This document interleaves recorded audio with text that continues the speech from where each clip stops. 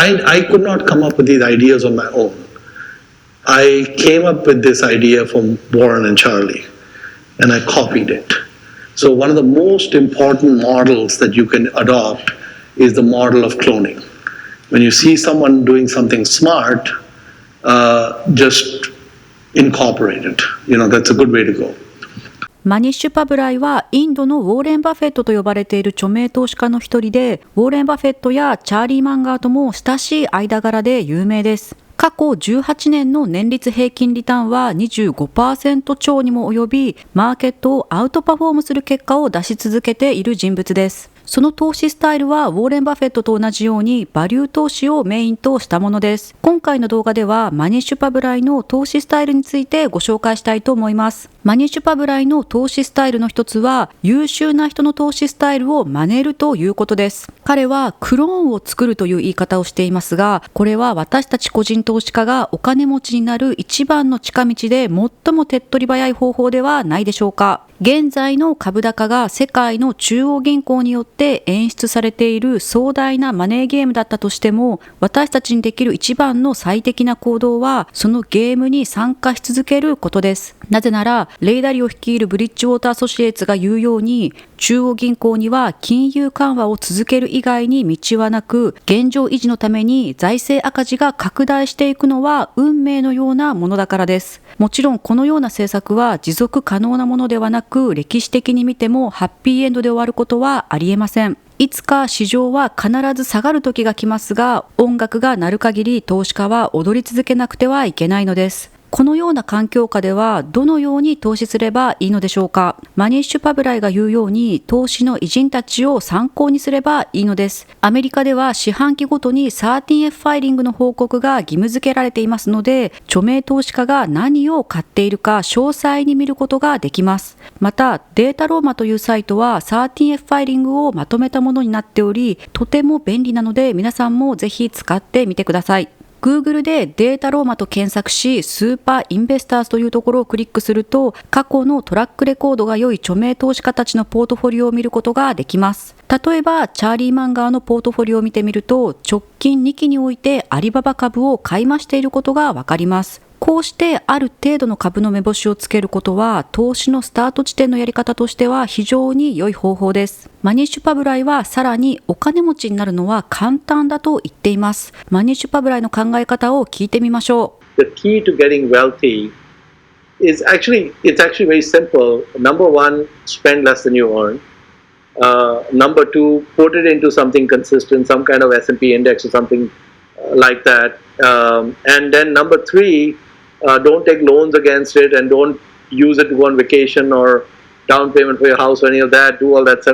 somewhere else and just let this go. And it's amazing what those numbers will end up being at that time. And so that's a good way to go. It's not a tragedy if she doesn't get 10%. Even 7%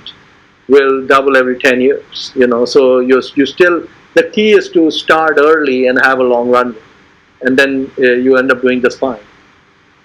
至ってシンプルですよね。まず大切なのは稼ぐよりも少なく使うということです。そして次のポイントが大切なのですが、少しでも早く始めるということです。一日も早く資本市場に参入し、複利の恩恵を受けることが大切だとマニッシュパブライは言っているんです。複利の効果についてはウォーレン・バフェットもよく話題にしており、投資において非常に大切なポイントとなります。例えば100万円を株式市場に投資し、年率 10% で運用すると30年後にはおよそ1750万円にもなる計算です。もちろんこれはインフレなどを加味しない表面金利のみの計算ですが、普通預金で銀行に預けるよりも株式市場で運用した方が良いリターンが得られることは明らかです。そして資本市場へ参入したらひたすら待つことです。忍耐強さは株式市場では頭がいいことよりも大切な要素だとマニッシュパブライは言います。そしてチャーリーマンガーも次のように言っています。あなたは株を買った時に儲けるわけではない。そして売った時に儲けるわけでもない。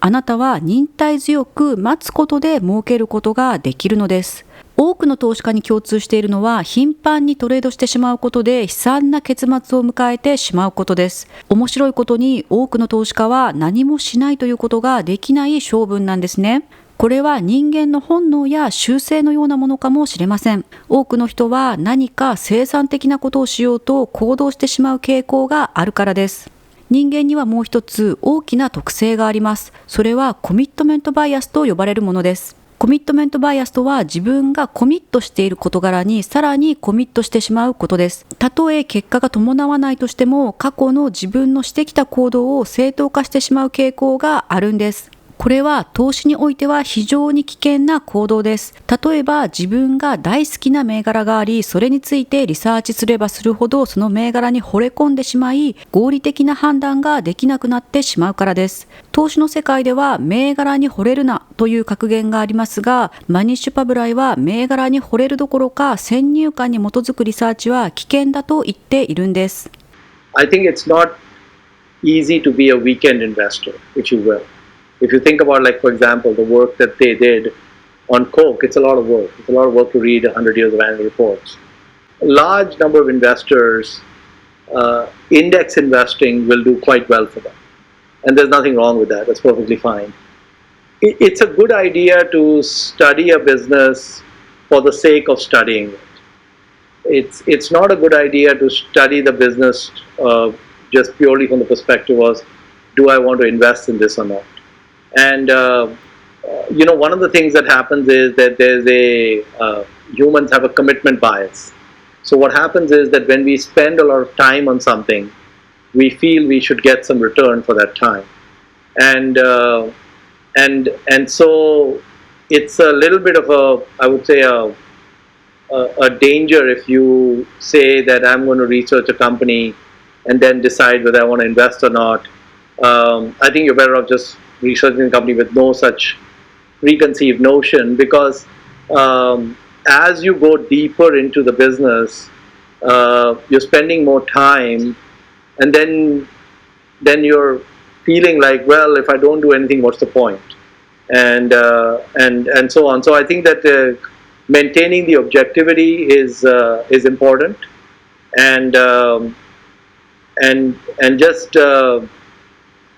not being compelled to act. 今のように株高が続き、すべての資産が上昇している状況だと、ハイリスク、ローリターンが当たり前のようになってきます。投資家は利回りを求めて、さらにリスクの高い商品へ投資する傾向があるからです。多くの投資家がそのような行動を取るので、リスクの高い商品さえも利回りが低くなるという状況が起きているんです。マニッシュパブライはウォーレン・バフェットやチャーリーマンガーがしているように、ローリスク、ハイリターンのものを探せと言っています。多くの人が投資するときに一番最初に考えることは、この銘柄に投資したらいくら儲けることができるかということではないでしょうか。しかしそもそもその考え方自体が間違っているんです。私たち投資家が一番最初に考えなくてはいけないことは、この銘柄に投資したらいくらお金を失うかということなんです。アップサイドよりもダウンサイドについて真剣に考えることが大切になってくるんですね。なぜなら株式市場では長く市場に留まっていることが何よりも大切になってくるからです。最後に、素晴らしいビジネスと素晴らしい投資の違いについてマニッシュパブライの意見を聞いてみましょう。現在の株式市場においてとても大切なエッセンスが含まれています。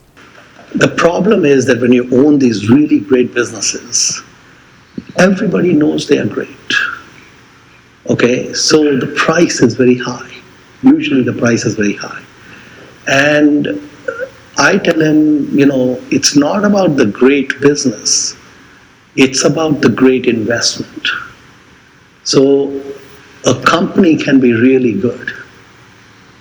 It doesn't mean it will be a good investment. And a company can be not so good, and it could be a great investment. So the interesting thing about the investing game is, if the game was simply about finding the best assets or the highest quality businesses, it would be a very simple game, because we can obviously figure out what business is great and what business is not so great. That's not so hard to figure out. 現在株式市場では半導体関連銘柄が急騰しています。NVIDIA や AMD、クアルコム、TSMC など半導体各社は供給制約による値上げ、強い需要、AI やメタバースなどの新しいテクノロジーの基礎となるなど資格がないビジネスであり、企業のバランスシートも非常にいいため、多くの投資家がこぞって持ちたがっている銘柄に間違いないでしょう。しかし素晴らしいビジネスであることはみんなが知っているところであり、今後数年の成長はすでに株価に織り込まれている可能性が高いのではないでしょうか。そして注意しなければいけないのは、今後金利が上がる局面においてこういったグロース銘柄は不利な状況になりやすいということです。さらに過去のバブルにおいて特徴的なのが最後の一上げと呼ばれるものです。テック企業においては2000年のドットコムバブルの時が一番わかりやすいのですが、暴落の前に大きく買われるということがよく起こります。もちろん次の暴落は多くの投資家にとって買いの絶好のチャンスとなるものですが、それまでに私たちができる最良の行動はリスクを分散しながら資本市場に参入し続け、買いのチャンスが来た時には恐れずに行動できる準備を整えておくことではないでしょうか。